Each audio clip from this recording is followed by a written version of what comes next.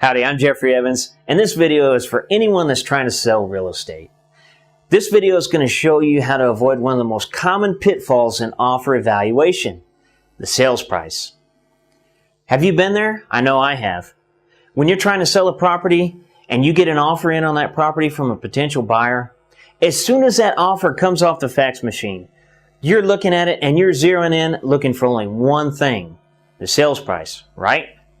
And if you're not careful, you can miss some very important details in the contract that can literally cost you thousands of dollars. You see, there's literally thousands of ways that a buyer could structure an offer.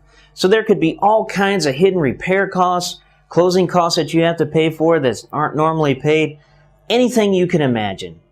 And on top of that, you have to consider all of your costs, your advertising costs, any repair costs that you put in, your time to acquire and get the deal, and any other cost, like one that we often forget, Uncle Sam. Taxes, that's right. So you've got to look at everything involved in a potential offer and get it down to what is the net cash that I am going to take home from this offer. So most importantly, you've got to go through the entire offer line by line and figure out every cost and what the actual net income is to the seller. Because that's really the most important thing, not the sales price. It's the net income to the seller. And as you're doing this, what you're probably going to find is many opportunities that you can take advantage of to increase that net income to your seller, or yourself if you're selling the property, without changing the sales price. There are so many ways to do it. You could ask them to pay for some of the additional closing costs or closing costs on your side.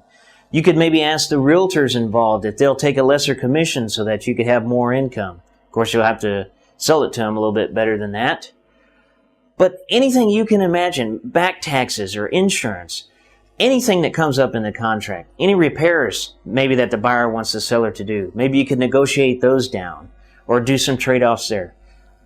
Literally anything that you can think of can be done, and you can increase the income that goes to the seller without even touching the sales price. And lastly, I want to bring one more very important detail to you, and that's the credibility of the buyer. You see, let's say you have two offers come in on a property, and you've evaluated them, you've done your homework, you've gone through, and you found that the highest net income to the seller is offer number 2. So the next thing that you've got to be really careful about is that buyer going to be able to go through with the purchase and actually buy the property? This is qualifying the buyer. You can do this in many ways, but some of the most basic ways are making sure they have a pre-approval from the bank, making sure that they've got good earnest money on the property. Now make sure it's at least $500 or $1,000. Make sure they're serious and they put some money to the contract so that you feel comfortable that they're going to go through and buy.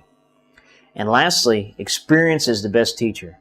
As you go along and you do more and more deals, you're going to be able to discover and sniff out those unqualified buyers. Hey, that's all I wanted to give you today in this video. Just make sure that you evaluate these offers properly, that you're focused on net income to the seller, and that you qualify your buyers. I'm Jeffrey Evans. Thanks for watching this video, and I'll see you next time.